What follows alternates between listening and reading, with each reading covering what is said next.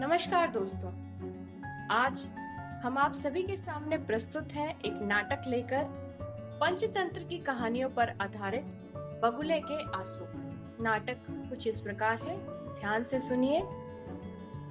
पहला दृश्य। स्थान गली या मोहल्ले के पास वाला खेल का मैदान, जिसमें एक तरफ बच्चे खड़े खड़े बातें कर रहे हैं। तभी हवा तेजी से बहती हुई आती है और बच्चों को मजे से बातें करते और खेलते देख ठिठक जाती है। फिर हवा दीदी बच्चों के पास आकर बड़े उत्साह से बताने लगती है। कहती हैं, अरे भाई, बगुला भगत की बात सुनी थी, पर बगुले भगत का नाटक देखा तो बस मजा ही आ गया। अभी अभी जंगल में इसे देखकर ही आ रही हूँ। निक्का बोला, नाटक बगुले भगत का? क्या कह रही हो हवा दीदी? निक्की बोली, हवा दीदी बताओ ना, बगुले भगत के नाटक में क्या हुआ और कौन कौन थे इस नाटक में?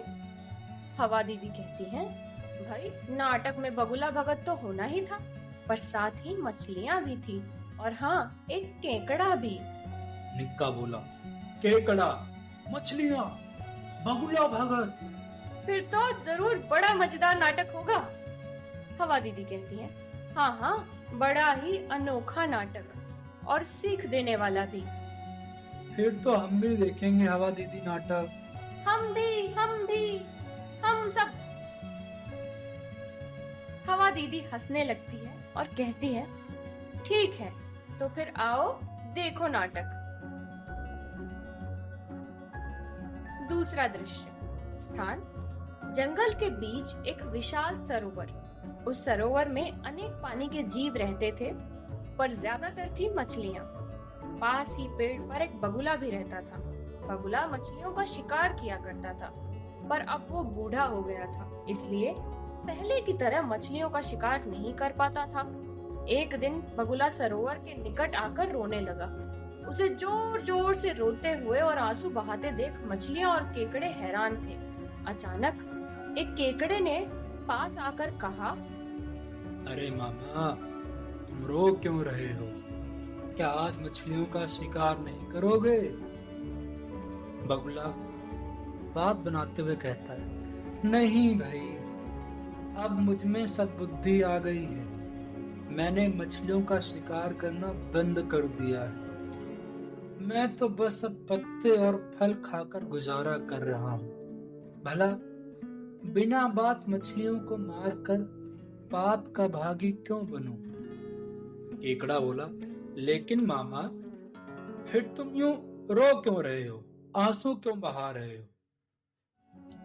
बगुला दुखी होकर कहता है, असल में बात यह है कि अभी अभी मुझे पता चला है, इस साल वर्षा बहुत कम होने वाली है। इस सरोवर में तो वैसे ही पानी कम है। वर्षा न होने से तो एकदम सूख जाएगा, और फिर इस सरोवर में रहने वाले जीवों का क्या होगा? ये सोचकर मेरा कलेजा फटा जा रहा है। केकड़ा बोला, अच्छा मामा, तुम्हारा दिल इतना बदल गया है और तुम दूसरों के बारे में इतना सोचने लगे हो?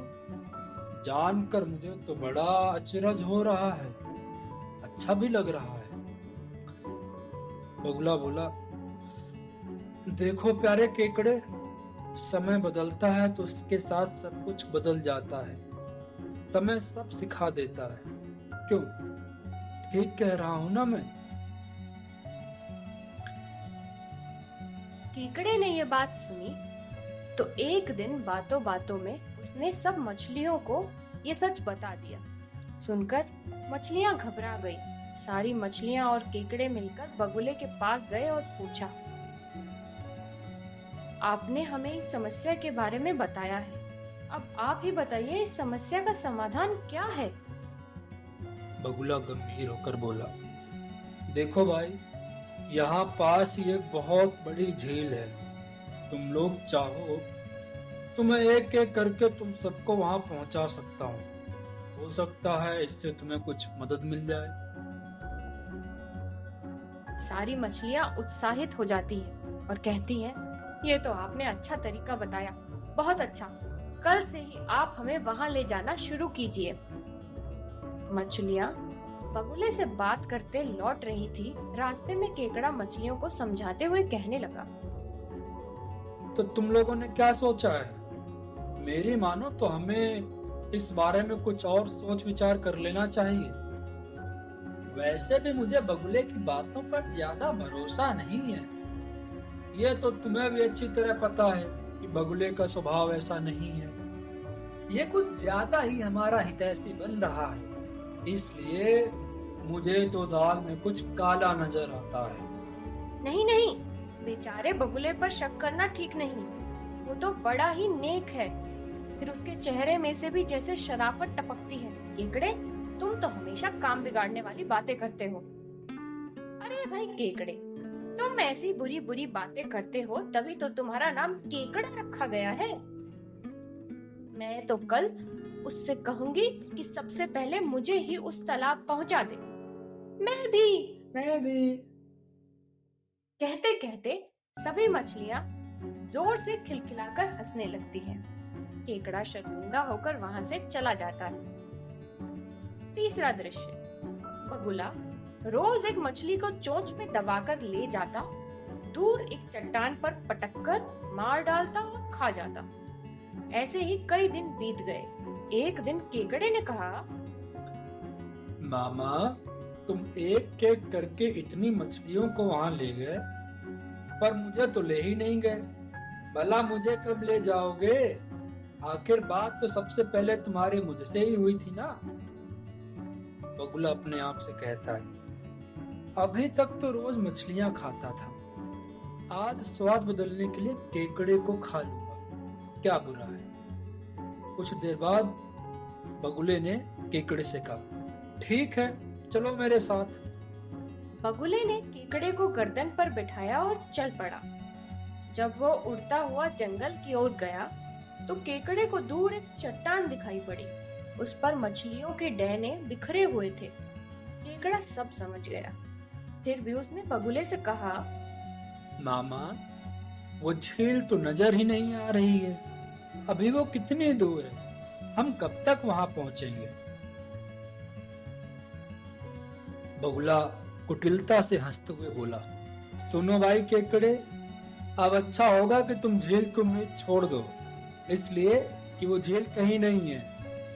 मैं सब मछलियों को एक एक करके इस चट्टान पर लाता था और उनको मारकर खा जाता था, और आज तुम्हें खाऊंगा। तुम सचमुच मूर्ख हो जो तुमने मेरी बात पर विश्वास कर लिया। केकड़ा हंसकर बोला, हाँ मामा, मैंने मूर्खता की जो तुम्हारी बात पर यकीन कर लिया, लेकिन मूर्ख तुम भी कुछ कम नहीं हो। बगुला हड़बड़ी में बोला, मैं मूर्ख? मैं लेकिन भला कैसे? केकड़ा बोला, इसलिए मामा कि तुमने अपनी योजना मुझे पहले ही बता दी, तो लो अब भुगतो। उसी समय केकड़े ने अपने दांत बगुले की गर्दन पर गड़ा दिए। कष्ट से झटपटाता हुआ बगुला जमीन पर आ गिरा और मर गया। पर केकड़ा तो उसकी गर्दन पर था, उसका कुछ नहीं बिगड़ा। चौथा दृश्य, केकड़े ने दौड़कर उस सरोवर में रहने वाली मछलियों को पूरा किस्सा सुनाया।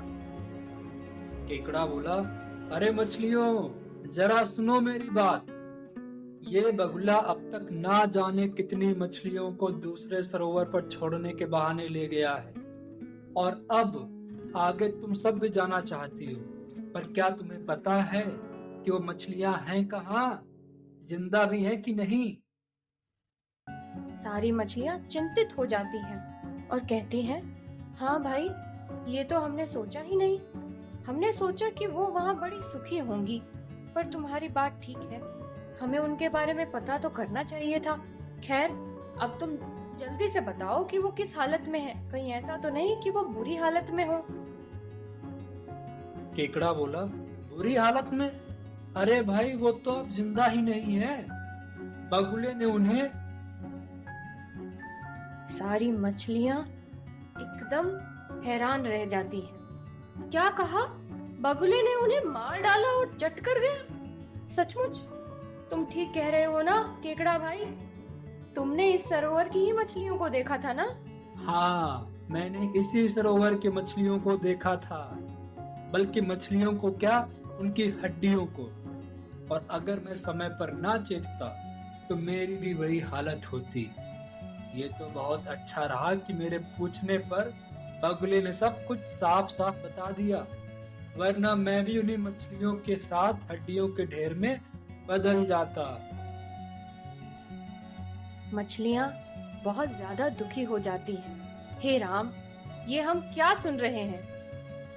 केकड़ा कहता है, मैं तो सिर्फ यही कह सकता हूँ कि तुम वही सुन रही हो जो मैंने अपनी आंखों से देखा। बस खुशी की बात यह है कि उस बगुले को मैंने अच्छी सजा दे दी, वरना वो ना जाने कितनी और मछलियों को इसी तरह मारता और हम उसे परम उपकारी मानते रहते। अब वो भी वहां पहुंच गया जहां उसने मछलियों को पहुंचाया था। मछलियाँ, भाई, तुम्हारी बहादुरी और समझदारी की तारीफ करनी होगी। अब हम किसी दुष्ट के जाल में नहीं आएंगे, किसी की भी बात पर भरोसा नहीं करेंगे। गज्जू दादा हवा में अपनी सूंड लहराते हुए आते हैं। तो जंगल के मेरे प्यारे प्यारे दोस्तों, तुमने देखा कि आखिर अपनी समझदारी और बहादुरी से केकड़े ने दुष्ट बगुले को हरा ही दिया। और फिर बुरे का अंत तो बुरा ही होता है। सच तो ये है कि अगर कोई प्राणी समझदार हो तो वो कभी मात नहीं खा सकता। बुरे से बुरे हालात में भी वो जीत कर ही रहेगा।